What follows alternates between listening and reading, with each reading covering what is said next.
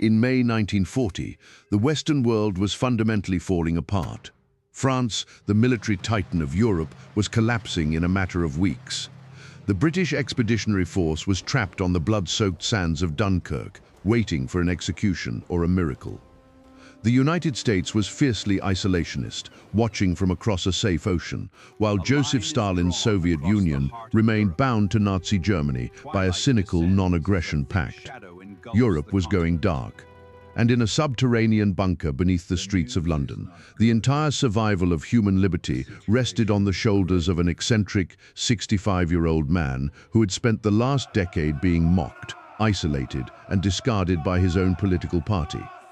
To the modern world, Winston Churchill is a monument.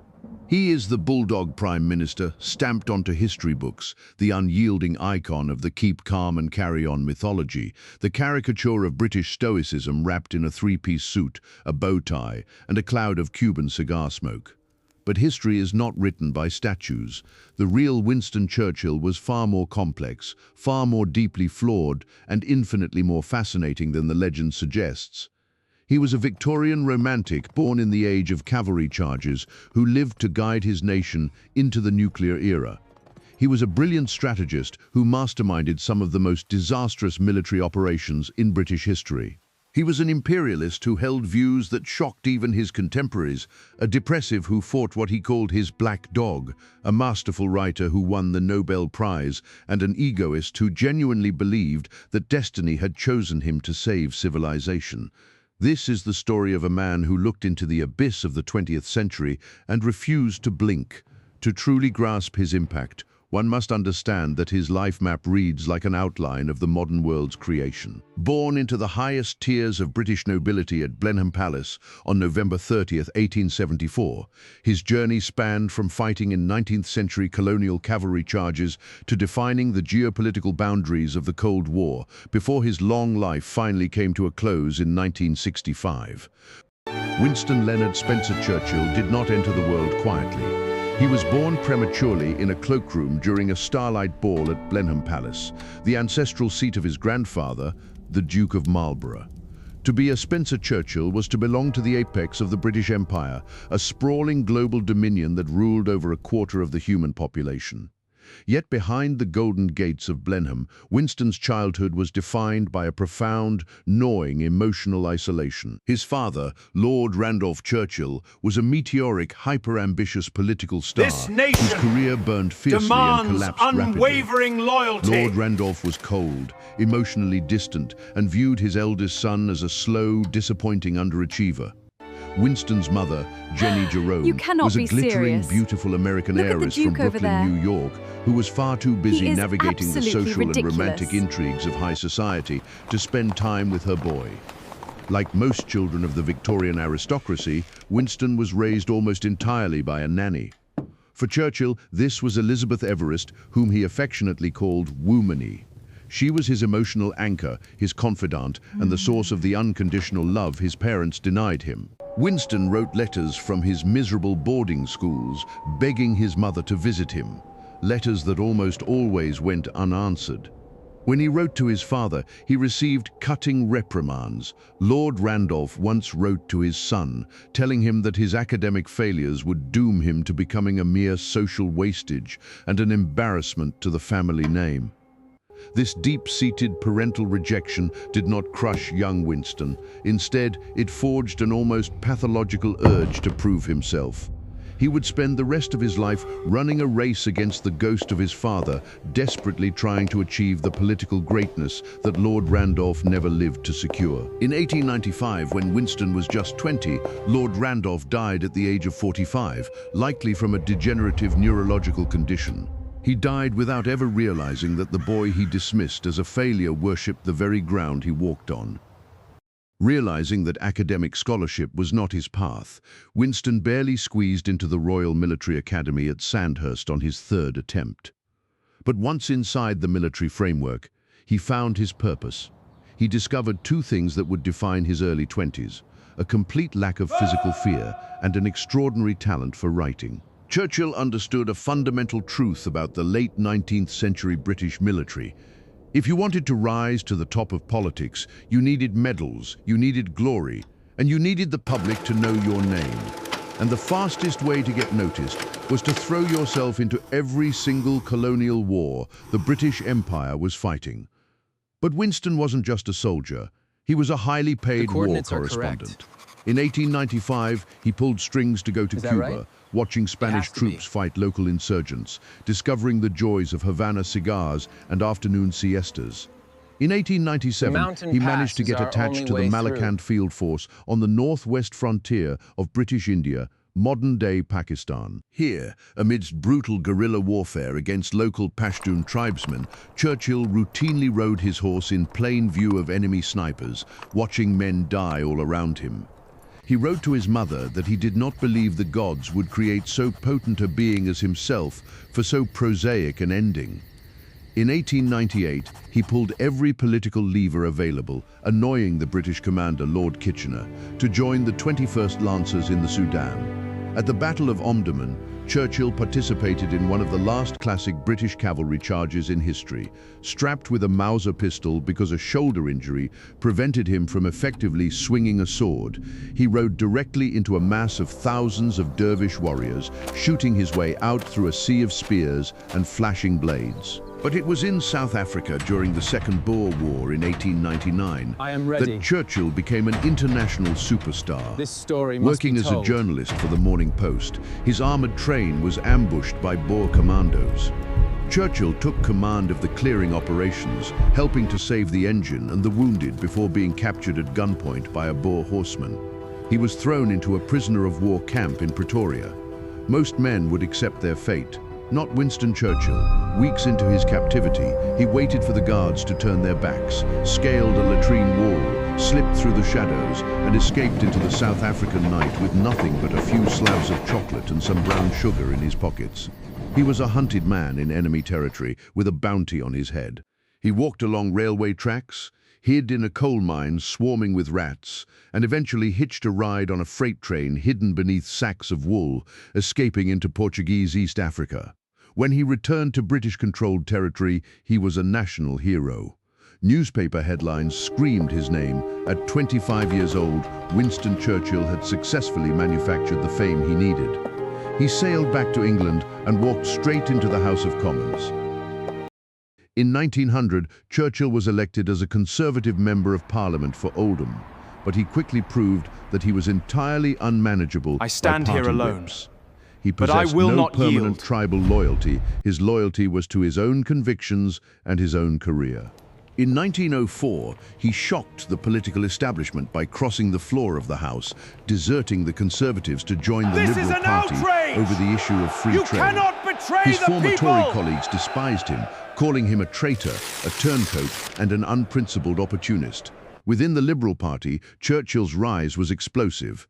He teamed up with David Lloyd George, and together they became the architects of the People's Budget of 1909. This was a revolutionary moment in British history, introducing the country's first major social welfare programs, including old age pensions and unemployment insurance, funded by taxes on the wealthy landed aristocracy. The young Winston Churchill wasn't a conservative reactionary. He was an aggressive, radical social reformer.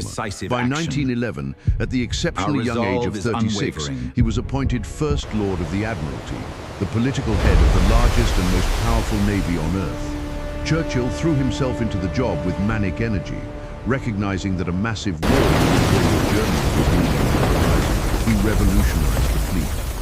He transitioned the Royal Navy's battleships from coal power to oil power, championed the development of naval aviation, and secretly funded an experimental project that would change the face of warfare forever. An armored vehicle on treads that he called the land ship, known today as the tank.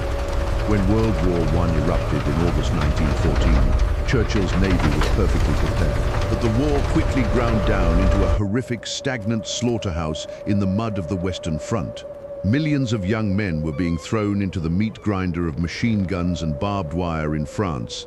Churchill grew desperately impatient. He wanted a grand, sweeping strategic maneuver to bypass the Western Front, knock Germany's ally, the Ottoman Empire, out of the war, and open a sea route to supply Russia. His plan was simple on paper: force a fleet of British and French battleships through the narrow Dardanelles Straits, bombard Constantinople, and force an Ottoman surrender. It was an utter disaster. The straits were heavily mined, and Ottoman shore batteries tore the Allied fleet apart, sinking several battleships. Panicking, the military command called off the naval assault and ordered an amphibious landing on the rocky beaches of the Gallipoli Peninsula. The strategy failed completely. The Allied soldiers, including thousands of young Australians and New Zealanders, were pinned down on narrow beaches beneath towering cliffs, cut to pieces by entrenched Ottoman forces commanded by Mustafa Kemal Ataturk. The campaign dragged on for months in a nightmare of heat, disease, flies, and death. By the time the Allied forces evacuated, over 250,000 men had been killed, wounded, or captured. The British public demanded a scapegoat, and all fingers pointed directly at the hyper-confident, aggressive First Lord of the Admiralty. Churchill was stripped of his power, fired from the cabinet, and utterly humiliated. He fell into a deep, agonizing depression. He believed his political life was over, and his name would go down in history alongside one of Britain's worst military catastrophes. Seeking a strange form of penance, Churchill resigned from government entirely, picked up his military uniform, and volunteered to command an infantry battalion on the front lines of France. In the winter of 1915, the former cabinet minister found himself slithering through the freezing mud of the trenches in Ploegsteert, dodging German sniper fire and artillery shells, staring directly into the face of the industrialized slaughter he had tried so hard to circumvent. Churchill eventually returned to government after World War I, serving as Chancellor of the Exchequer in the 1920s, a disastrous tenure where he made the mistake of returning Britain to the gold standard, causing deflation and massive labor strikes. By 1929, the Conservatives lost power, and Churchill found himself completely out of office. Thus began what historians call the wilderness years. For a decade, from 1929 to 1939, Churchill was completely excluded from political power.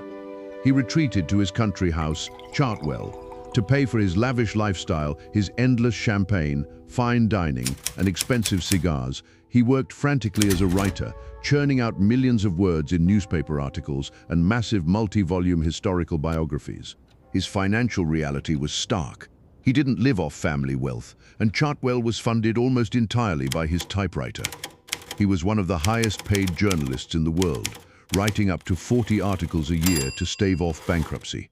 He also found peace in manual labor, building brick walls around his gardens with his own hands, and spending hours in front of an easel, painting over 500 oil canvases to stave off his crippling depression. But while he painted, the world outside was slipping into madness. In 1933, Adolf Hitler took absolute power in Germany. Throughout the 1930s, the dominant political mood in Great Britain was pacifism. An entire generation of young British men had been wiped out in the trenches of the Great War. The British public and its leaders, namely Prime Ministers Stanley Baldwin and Neville Chamberlain, were desperate to avoid another conflict at all costs. They adopted a policy known as appeasement, the idea that if you granted Hitler's territorial demands in Europe, you could satisfy his appetite and preserve peace. From the backbenches of Parliament, a lonely, isolated Winston Churchill began to scream into the wind, using a private network of spies and informants inside the military and civil service. Churchill gathered accurate data on Germany's secret, massive rearmament program. He stood up in the House of Commons week after week, warning that Nazi Germany was building a terrifying air force, a massive army, and that Hitler's goals were not rational or limited. They were total, genocidal, and global. The political establishment mocked him. They called him a warmonger, an unstable dinosaur who belonged to the 19th century, a man obsessed with conflict. When Neville Chamberlain returned from Munich in 1938, waving a piece of paper signed by Hitler this paper signifies peace in our time. We have secured a future of hope. Hostile parliament and delivered a blistering prophetic indictment. You were given the choice between war and dishonor. You chose dishonor. We will and fight you will them on have the war. beaches. We 11 will never months surrender. later, on September 1st, 1939, German panzers crossed the Polish border. Appeasement was dead. The Second World War had begun, and the British public realized that the eccentric old man they had spent 10 years mocking was the only man who had been right all along. On May 10, 1940, the same day Hitler launched his blitzkrieg against France and the Low Countries, Neville Chamberlain resigned. There was only one man who could lead a national coalition government. At the age of 65, Winston Churchill walked into Buckingham Palace, kissed the hands of King George VI, and became Prime Minister of Great Britain. Later, Churchill wrote about that exact night. I felt as if I were walking with destiny, and that all my past life had been but a preparation for this hour and for this trial. The situation he inherited was utterly desperate. Within weeks, France surrendered. The British army had miraculously escaped from Dunkirk, but they had left all their heavy artillery, tanks, and vehicles behind. Britain stood completely alone. The entire continent of Europe was controlled by hostile, totalitarian dictatorships. It was during this exact moment, in May and June 1940, that the true fate of the modern world was decided. Inside the British War Cabinet, senior politicians, led by the Foreign Secretary, Lord Halifax, argued passionately that Britain should approach Italy to broker a negotiated peace treaty with Hitler. We must maintain order. Halifax argued logically that France was gone, Britain's army was defenseless, and it was better to cut a deal to save the British Empire before London was leveled to the ground. This was Churchill's ultimate test. He knew that any negotiated peace with Adolf Hitler would turn Great Britain into a puppet Nazi vassal state. He fiercely rejected the proposals. In a meeting with his wider cabinet on May 28th, Churchill delivered an impassioned speech that electrified the room, concluding with the words, "If this Long Island story of ours is to end at last, let it end only when each one of us lies choking in his own blood upon the ground." The cabinet erupted in cheers. There would be no surrender. Churchill realized that since he had no weapons, no tanks, and no allies, he had to weaponize something else: the English language. He went to the airwaves of the BBC and the floor of Parliament, delivering a series of speeches that are arguably the most powerful examples of political oratory in human history. He did not lie to the public. He promised them nothing but blood, toil, tears, and sweat. When the British army escaped from Dunkirk, he reminded the nation that wars are not won by evacuations, and uttered the immortal words, "We shall fight on the beaches, we shall fight on the landing grounds, we shall fight in the fields and in the streets, we shall fight in the hills, we shall never surrender." The dynamic of these speeches was all the more remarkable because Churchill did not speak with natural ease. He had a prominent stutter and a lateral lisp, particularly on the US sound. He rehearsed his speeches for hours, marking pauses and breaths like a musical score to transform his impediment into a thunderous instrument. When the German Luftwaffe began dropping thousands of tons of bombs on London, Coventry and Liverpool during the Blitz, Churchill walked through the smoking ruins, tears streaming down his face, chewing his cigar, shaking his fist at the sky, and flashing the V for victory sign. He galvanized an entire population, convincing them that they were not victims of a tragedy, but characters in an epic historical drama.